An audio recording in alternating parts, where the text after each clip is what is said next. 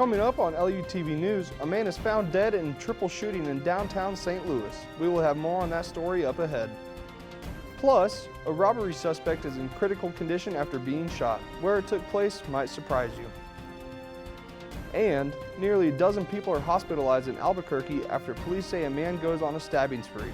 Those stories and more ahead on LUTV News.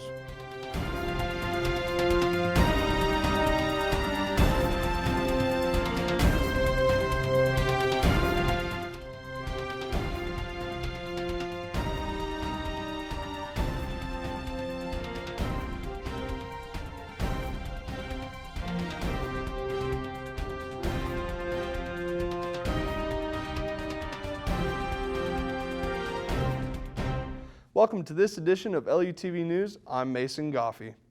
A triple shooting in downtown St. Louis left one person dead Sunday night. Police say the shooting happened near North Broadway and East Taylor Avenue. This is the first homicide investigation that this neighborhood has reported this year. There is no update yet on the other two people who were shot. Police are still investigating what led up to the shooting. A man is shot in his own front yard in Wood River, Illinois Sunday night. Police say the shooting happened just after 11:30 p.m. in the 300 block of Bonita Street. Officials say that shooting was not random and the suspect came to the victim's home to confront him. Police say they are still looking for the suspect. The victim is recovering at a St. Louis area hospital. A man is shot trying to rob the currency exchange in the Grand Center neighborhood Sunday morning. Officers say the incident happened around 8:45 a.m. According to the police, the man walked into the store, showed the teller a note and a gun. Authorities say they got into a shootout with the suspect as he was leaving the building. Police say the suspect was taken to the hospital and is now in critical condition. Two Illinois school districts plan to discuss their current mask mandate at a meeting Monday night. The meeting comes to Bethalto School District was forced to cancel classes on Friday over worries about student safety during an Unmask Our Kids rally. Governor J.B. Pritzker says they plan to end the mandate if the COVID hospitalization rate continues to drop. Springfield, Illinois judge rules that schools must end the mask mandate. The state of Illinois is appealing the judge's ruling. A Lake St. Louis man will learn his sentence on Monday after pleading guilty to being involved in the Capitol riot last year. 52-year-old Paul Westover was seen in photos and videos inside the Capitol wearing a Blues hat. At one point, he and two other people posed in front of the camera with House Speaker Nancy Pelosi's broken nameplate. Westover will either face probation or up to 6 months in prison. He will also pay $500 in restitution. Straight ahead on LUTV News, with over 130,000 troops at the Ukraine border, the Pentagon warns of possible invasion this week. Find out more about the increased tension.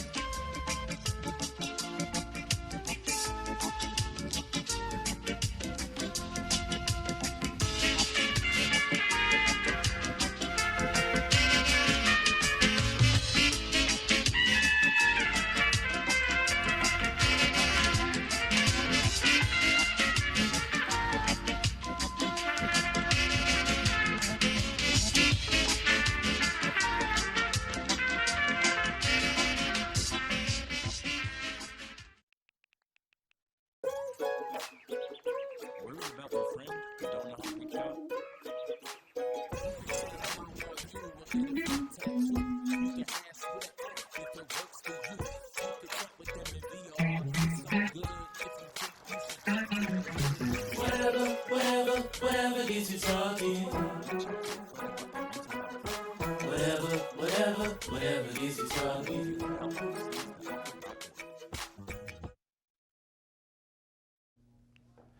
A man suspected of stabbing 11 people as he rode around on a bicycle over the weekend is arrested in Albuquerque, New Mexico. Police arrived on the scene and arrested one man. The victims of the attack were taken to several different hospitals in the Albuquerque area. 2 of the victims are in critical condition, while the others were either treated and released or in stable condition. Authorities say 42-year-old Tobias Gutierrez is facing charges of aggravated battery with a deadly weapon. They were prepared to use less lethal options to take him into custody, but he got off his bike, got down on his in a prone position, and they took him into custody without any use of force. Gutierrez is currently being held in the Albuquerque Metropolitan Detention Center. The Pentagon is warning that Russia is likely to invade Ukraine on Wednesday. There is now over 130,000 Russian troops lined along the Ukrainian border. The troops are gathering near Crimea, Belarus, and near eastern Ukraine. Flights are being canceled due to the increase in danger from the Russian troops. President Biden spoke with the Ukrainian president on Sunday. The president renewed his promise that there will be tough economic sanctions for Russia if they actually invade the country. A bridge connecting the U.S. and Canada reopens after police clear people protesting against COVID-19 restrictions. Canadian police made nearly 30 arrests and towed 7 cars on the Ambassador Bridge on Sunday. The bridge accounts for about 25% of all commerce between the U.S. and Canada. The blockade had choked the supply chain for Detroit's car makers, forcing Ford, General Motors, and Toyota to cut production. Demonstrations against COVID restrictions are occurring worldwide. The FDA is authorizing a new COVID-19 treatment that works against the Omicron variant. The Department of Health and Humane Services is announcing that it purchased 600,000 doses of the treatment. The health department should get the drug by March. The new drug is made by Eli Lilly. Lab tests showed that the treatment seems to work against Omicron, including the BA.2 subvariant. Ghostbusters director Ivan Reitman passed away unexpectedly Saturday night. Reitman has directed many fan favorites such as Ghostbusters, Animal House, and Stripes. His most famous movie, Ghostbusters, earned 2 Oscars while scoring $300 million worldwide. Reitman's son directed the most recent Ghostbusters Afterlife. So far, we don't know his cause of death. He was 75 years old. Coming up on LUTV weather, this week's weather is going to look like a roller coaster with temperatures going up and down throughout the week. Find out more when we come back.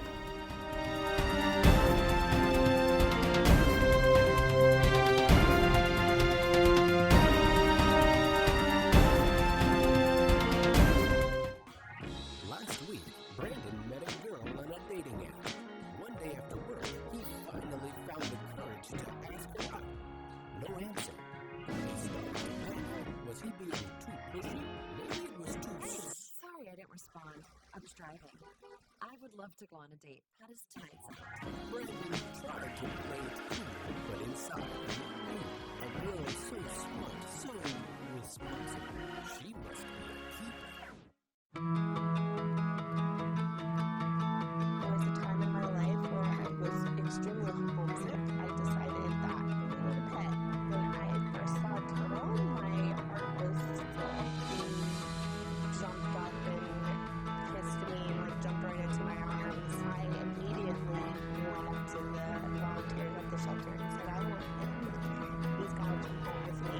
That was anything but lonely. Every day the turtle was my birthday.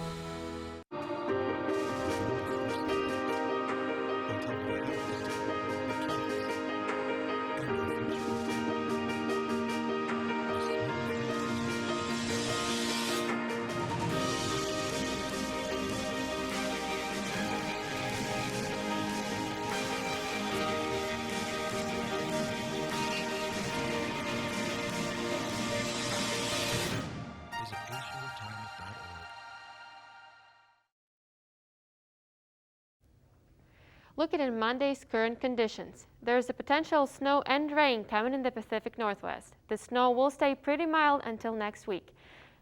On Wednesday, we have some signals of severe weather coming through southern plains into the mid-Mississippi Valley. Looking closer to the south, midweek promises higher temperatures and up to 70 degrees in Atlanta. We might be seeing some heavy rain and possibly storm set up to the Missouri Valley and into the Midwest. Severe weather and potential snow Wednesday and Thursday coming to the west and increasing the risk for tornadoes. Taking a look at a local map, St. Charles and Maryland highs are both at 38 degrees and sunny. St. Louis downtown is still sunny, but a bit colder at 34 degrees.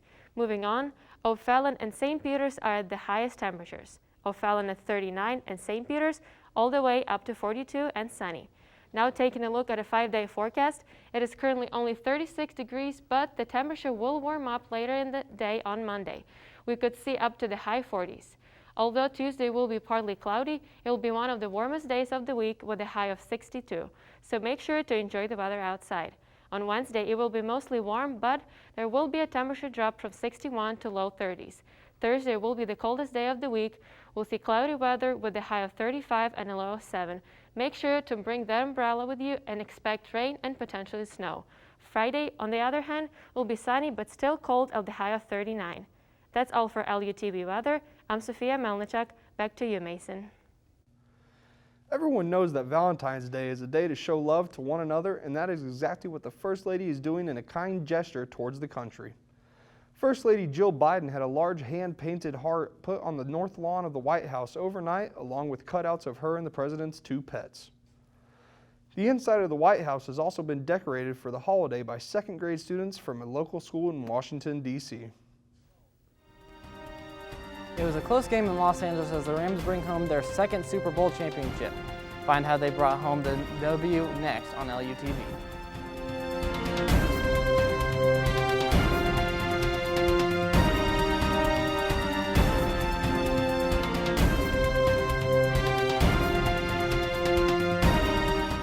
As a dad, every day is a challenge to make sure that the time that I have, I spend with them. It doesn't matter how tired you are, you have to try to teach them. When they learn something new, and you can see their faces, it's such an incredible moment. It's those moments that are my favorite.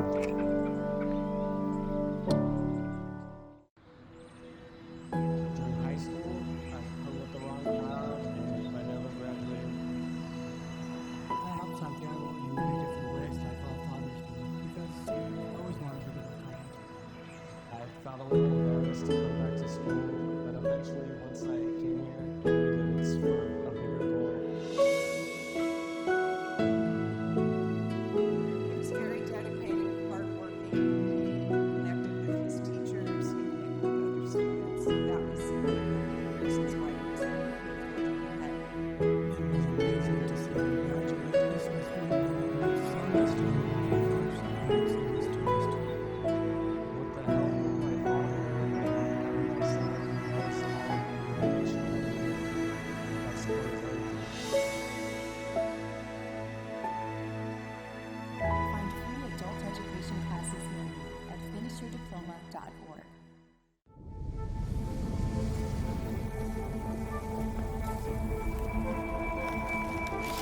A Marine smoked 12,000 packs of cigarettes over 15 years. She quit, and now there's a new cancer screening that could save her life. Stop smoking. Now start smoking.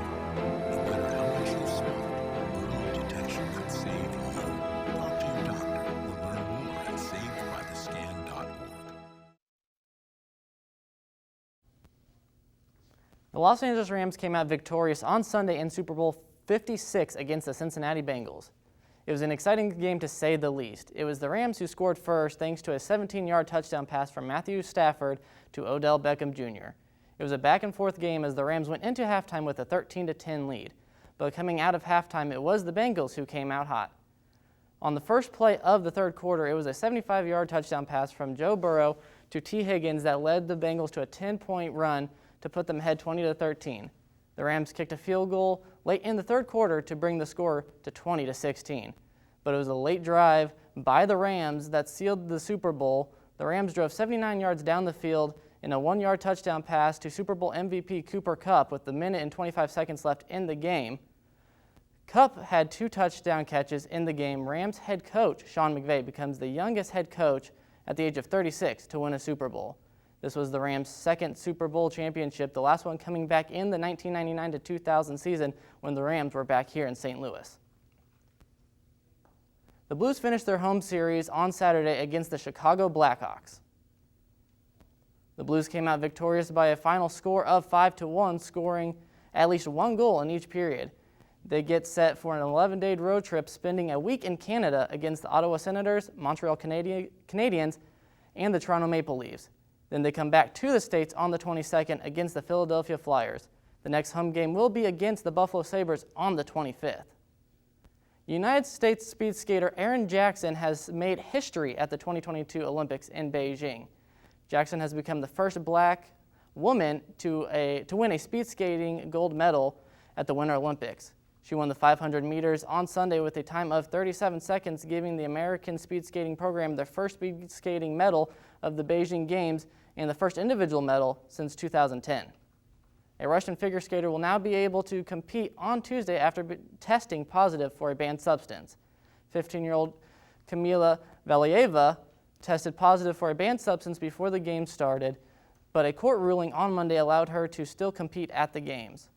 However, there will not be a medal ceremony if she finishes in the top 3, and there will not be a ceremony for the figure skating event, meaning athletes, including U.S. figure skaters, will leave the Olympics without their medals. The United States women's hockey team has a shot for gold as they set to face Canada this week. These two teams have faced each other in every gold medal game except for one back in 1998 when women's hockey became an Olympic sport. The United States defeated Finland by a score of 4-1, and Canada defeated Switzerland by a score of 10-3. The two teams will face off against each other on Thursday. That's all for LUTV Sports. I'm Gavin Anderson. Back to you, Mason.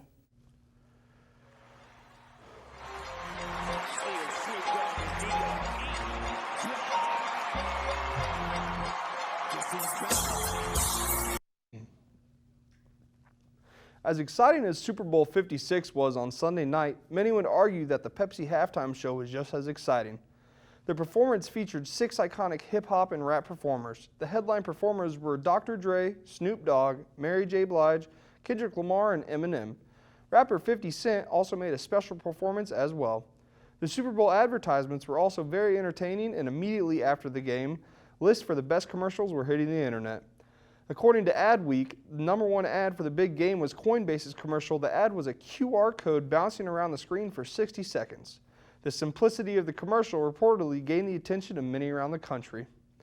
That's it for this edition of LUTV News. I'm Mason Goffey. Thanks for joining us.